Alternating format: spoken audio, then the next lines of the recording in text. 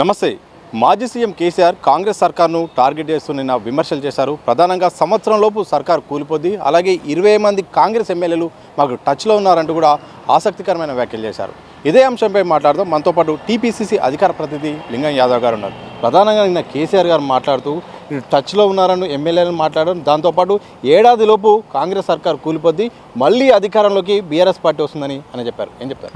ఇవాళ కేసీఆర్ అధికారం పోయిన తర్వాత బహుశా కేసీఆర్ ఫ్యామిలీ, కేసీఆర్ ఏం మాట్లాడుతున్నారు, బహుశా ఫ్రస్ట్రేషన్లో వాళ్ళు మాట్లాడుతున్నారు. ఇవాళ తెలంగాణ ప్రజలు వాళ్ళని వాళ్ళ నియంతృత్వ ప్రభుత్వాన్ని బొందబెట్టిన తర్వాత కూడా వాళ్ళు ఇంకా కూడా వాళ్ళు ప్రతిపక్షం ఉన్నాం అనే విధంగా వాళ్ళు ఇంకా రియలైజ్ కావట్లేదు. సో అందుకే ఇవాళ వాళ్ళు ఏదో భ్రమలతో మాట్లాడుతారు. ఇవాళ తెలంగాణ ప్రజలు కాంగ్రెస్ పార్టీకి 5 సంవత్సరాలు అధికారం ఇచ్చారు. ఇవాళ తెలంగాణ ప్రజల మ్యాండేట్ని వాళ్ళు వక్రీకరించి లేదా తెలంగాణ ప్రజల మ్యాండేట్ని ఇవాళ అవమానించే విధంగా ఇవాళ కేసీఆర్ మాట్లాడుతున్నారు. బిడ్డ కేసీఆర్ నువ్వు జాగ్రత్త, ఇవాళ 20 మంది కాదు మేము కాంగ్రెస్ పార్టీ తలుచుకుంటే అసలు ముందు మీ దాంట్లో ఎంతమంది మిగులుతారో ఫస్ట్ అది గుర్తుపెట్టుకో. మీ పార్టీలు ఉన్నటువంటి నువ్వు, మీ కేసీఆర్ లాస్ట్కి హరీష్ రావు కూడా మీ పార్టీలు ఉంటాడో లేదో ఫస్ట్ అది గుర్తుంచుకో, మాట్లాడుకో. అంతెందుకు ఇవాళ ఎంపీలు కూడా ఇవాళ టీఆర్ఎస్ పార్టీ సోకాళ్ళు బీఆర్ఎస్ నుంచి పోటీ చేస్తున్న చివరి వరకు ఈ బీఆర్ఎస్ ఎంపీలు వాళ్ళు చివరి వరకు నిలబడతలేరు. ముందు దాన్ని నువ్వు కాపాడుకో, అంతే తప్ప ఏదో కాంగ్రెస్ పార్టీని ఇవాళ ఎక్కువ రోజులు ఉండదు ఇట్లా అవాకులు చవాకులు పేలితే మాత్రం మొన్న తెలంగాణ అసెంబ్లీలో ఎలక్షన్లో ఏ విధంగా బుద్ధి చెప్పారో అంతకంటే ఎక్కువ కూడా ఇవాళ రేపు పార్లమెంట్ ఎలక్షన్లో మీకు బుద్ధి చెప్తారు. ఇప్పటికైనా నువ్వు మారి ఒక ప్రతిపక్ష నాయకుడు బాధ్యతను పోషించు. ఒక ప్రజాస్వామ్యంలో ప్రతిపక్ష నాయకుడు బాధ్యత ఏందండి? ఈ ప్రభుత్వానికి సలహాలు సూచనలు ఇవ్వండి. ఇలా ముఖ్యమంత్రి అదే నువ్వు ఆ విధంగా సలహాలు సూచనలు ఇవ్వకుండా ఇవాళ ప్రభుత్వం ఎక్కువ రోజులు ఉండదంటే నీ యొక్క అహంకార ధోరణి ఇంకా కూడా నీకు తగ్గలేదు.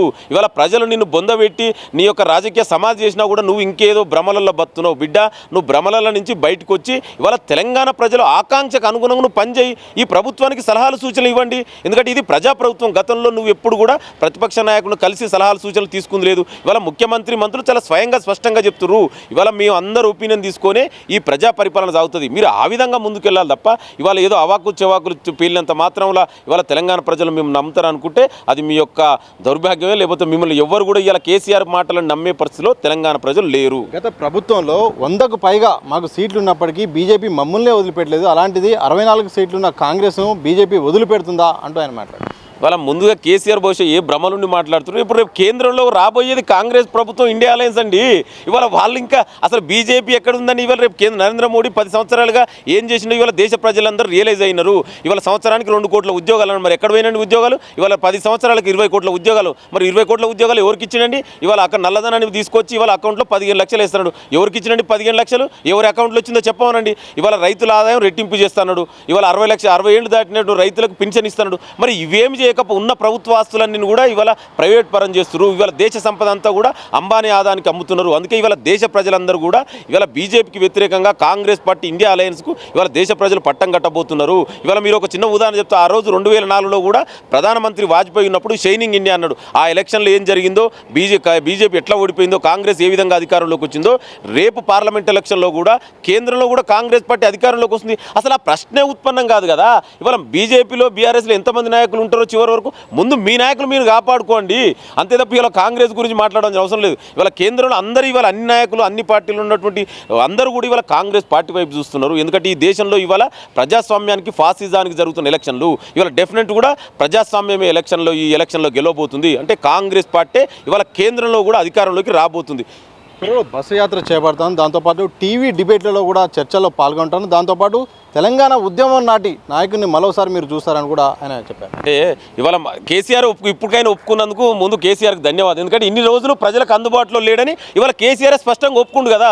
మంచిది, ఒక ప్రతిపక్ష నాయకుడిగా నువ్వు ప్రజలకు వెళ్ళు. ఈ ప్రజాప్రభుత్వం నీకు ఆ స్వేచ్ఛనిచ్చింది. నువ్వు గతంలో ప్రతిపక్ష ఉన్నప్పుడు ప్రతిపక్ష నాయకులే కనీసం ఇవాళ బయటికి వెళ్తే ఇంట్లో తలుపులు పలగొట్టి, డోర్లు పలగొట్టి కూడా నువ్వు అరెస్ట్ చేసిన సందర్భాలు గత నీ పాలన జరిగింది. That is the greatness of the Congress party. ఇవాళ ప్రతిపక్ష నాయకుడు నేను అదే చెప్తున్నావు. ఇవాళ మా ముఖ్యమంత్రి చెప్తున్నావు కదా, మీరు అసెంబ్లీకి కూడా రండి, ప్రజలను కలుసుకోండి, సలహాలు సూచనలు ఇవ్వండి. ఇప్పటికైనా నువ్వు రియలైజ్ అయ్యి నువ్వు ప్రజలకు దూరమైనవని గుర్తించినందుకు ఫస్ట్ నీకు ధన్యవాదాలు. నువ్వు ప్రజల సమస్యలు తీసుకొచ్చి ఇవాళ ప్రభుత్వానికి చెప్పు.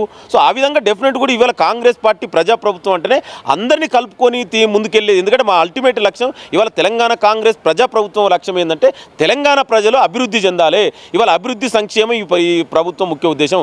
దీనికోసం ఎవరితోనైనా కలుపుకో, అంతే తప్ప ఇవాళ నువ్వు సలహాలు సూచనలు ఇచ్చి వచ్చి ఎవరొద్దంటారు? నువ్వు అసెంబ్లీకి రా. అసలు నువ్వు అసెంబ్లీకే రానోడివి ఇవాళ నువ్వు యాత్ర చేస్తుంటే ఎవరు నమ్ముతారండి? అంటే నువ్వు తలకిందులే తపస్సు చేసినా కూడా ఇవాళ నిన్ను నమ్మే పరిస్థితిలో తెలంగాణ ప్రజలు లేరు.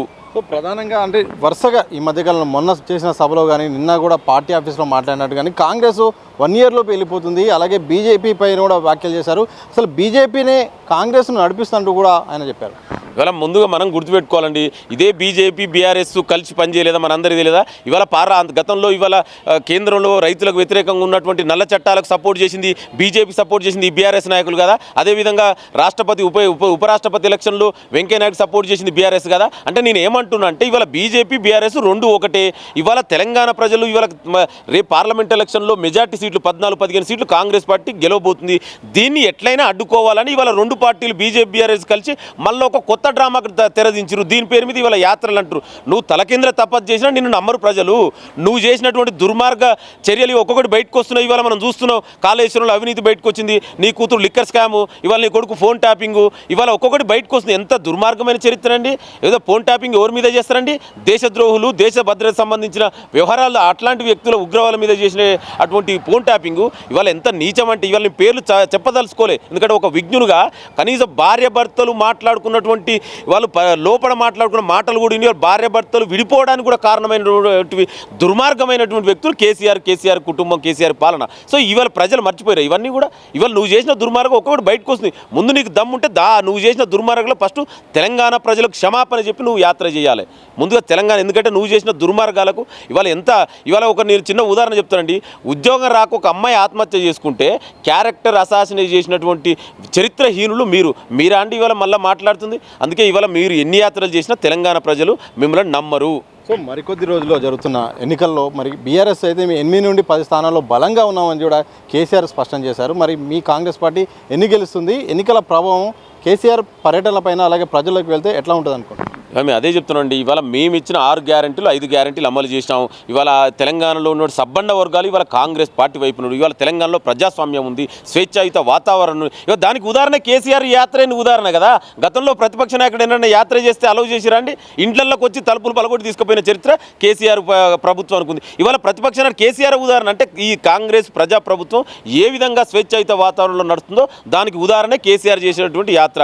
ఇవాళ తెలంగాణ ప్రజలందరూ కూడా కాంగ్రెస్ పార్టీ వైపు 14 నుంచి 15 సీట్లు ఇవాళ కాంగ్రెస్ పార్టీ తెలంగాణలో గెలవబోతుంది. అసలు కేసీఆర్ పార్టీకి ఎన్ని సీట్లు కాదు, ఎంతమంది ఎంపీలకు డిపాజిట్లు వస్తే ఫస్ట్ దాని గురించి మాట్లాడమని దమ్ముంటే ఇవాళ సీట్ల గురించి అసలు వాళ్ళ క్యాండిడేట్లే చివరి వరకు ఉంటారో లేదో అని వాళ్ళ దాంట్లో ఉంటే ఇవాళ బీజేపీ ఏం చేసిందని ఓట్లేస్తారండి? ఇవాళ కేంద్రంలో 10 ఏళ్ళు అధికారంలో ఉండి విభజన చట్టంలో ఉన్నటువంటి ఏదైనా హామీలు అమలు చేసేదా? ఇవాళ కాచిపేట రైల్వే కోచ్ ఫ్యాక్టరీ ఏమైందండి, బయ్యారం ఉక్కు ఫ్యాక్టరీ ఏమైంది, ఐఏఎం ఏమైందండి? ఆ రోజు ఐటీఆర్ ప్రాజెక్టు కాంగ్రెస్ ప్రభుత్వంలో ఇచ్చినటువంటి ఐటీఆర్ ప్రాజెక్టుని తీసుకొని గుజరాత్ తీసుకువెళ్ళారు. ఇవాళ అదేవిధంగా పాలమూరు రంగారెడ్డికి జాతీయ హోదా ఇవ్వాలి. నువ్వు ఏం చేసినావని తెలంగాణ ప్రజలు బీజేపీ కోట్లేస్తారండి? ఇవాళ ప్రధానమంత్రి చెప్పింది కదా తల్లిని చంపి బిడ్డను బతికించడం. మరి అట్లాంటి దుర్మార్గమైన వ్యాఖ్యలు చేసినటువంటి బీజేపీ పార్టీకి తెలంగాణ ప్రజలు ఓట్లేస్తారు. అందుకే బీజేపీ బీఆర్ఎస్కు తెలంగాణ ప్రజలు ఓట్లు వేయరు, వాళ్ళు నమ్మే పరిస్థితులు లేరు. ఇవాళ కాంగ్రెస్ పార్టీ 14-15 సీట్లు తెలంగాణలో గెలవబోతుంది. మీరు రాసి పెట్టుకోండి, వాళ్ళకి డిపాజిట్లు వస్తే ఎక్కువ ఇవ్వాలి. ఓకే, మొత్తంగా వచ్చే ఎన్నికల్లో మాత్రం కాంగ్రెస్ పార్టీ 14 నుండి 15 స్థానాల్లో విజయం సాధిస్తుందని చెప్పారు. దాంతోపాటు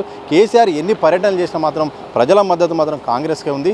బీజేపీకి ఓటు అడిగే హక్కు కూడా లేదంటూ కూడా కాంగ్రెస్ అధికార ప్రతినిధి లింగం యాదవ్ గారు చెప్తున్న సందర్భం చూడొచ్చు. కెనప్రసాద్ సంతోషం, సతీష్, దిశ టీవీ, హైదరాబాద్.